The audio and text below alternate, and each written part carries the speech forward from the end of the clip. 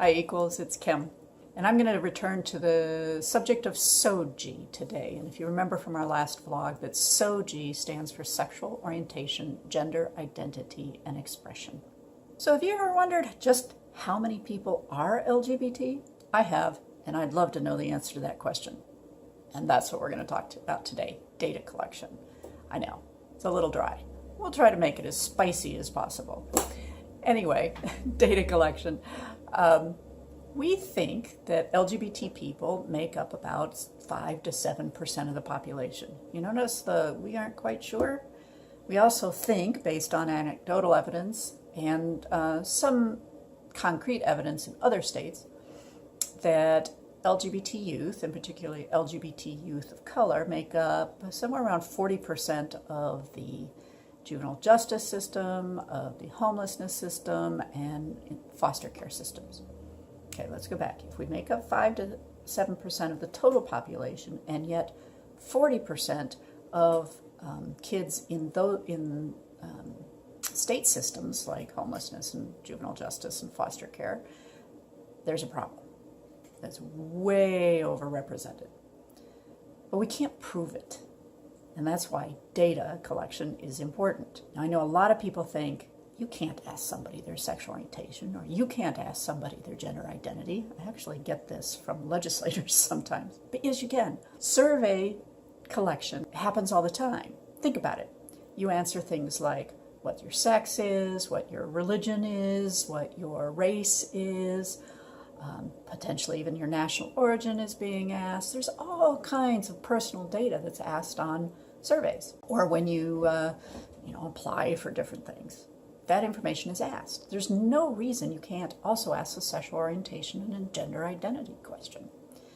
How to do it is a little bit of a different question. That's actually what I do professionally, and if you want to talk about that, then we can connect off the vlog at kimperfecttv@gmail.com.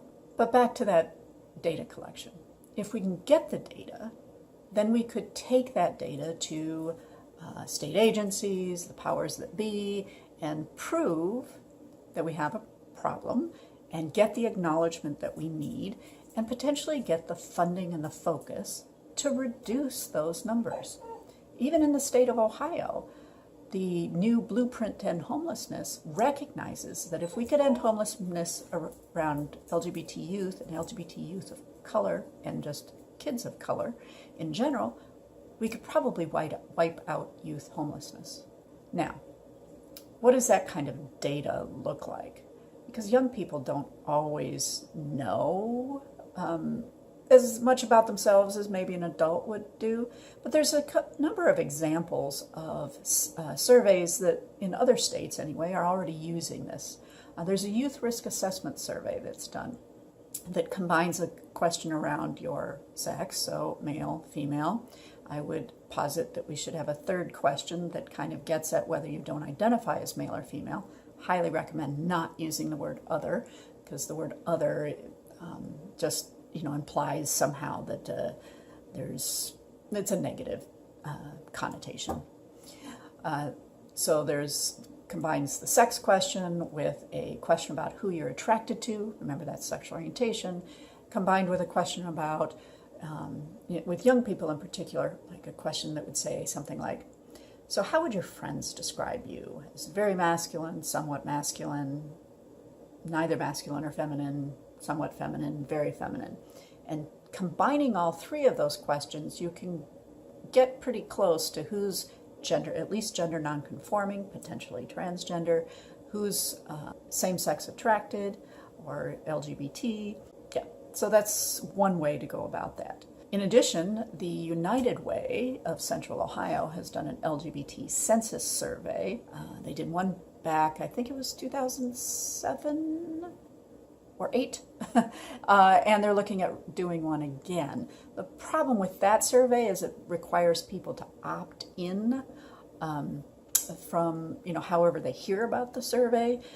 So that tends to be more people answering who are connected to LGBT centers or, state advocacy organizations who hear about it through those organizations, and we miss more rural folks, people who aren't connected into the state LGBT movement.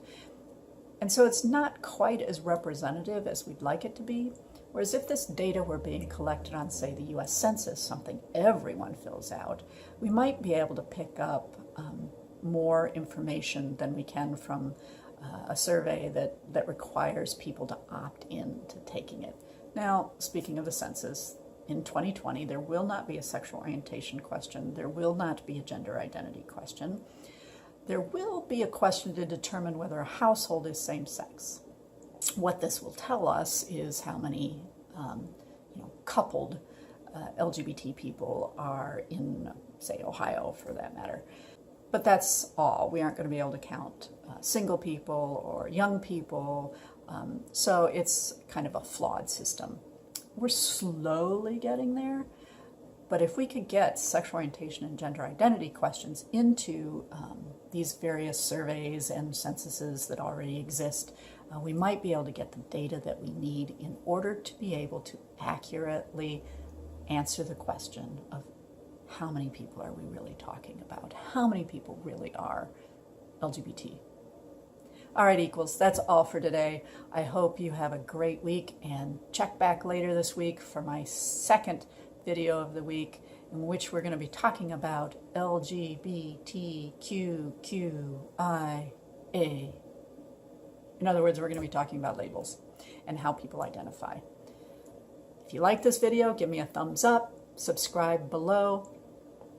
Love to hear from you in the comments, and if you'd like to talk to me further, I can be reached at kimperfecttv@gmail.com. Have a good one, equals.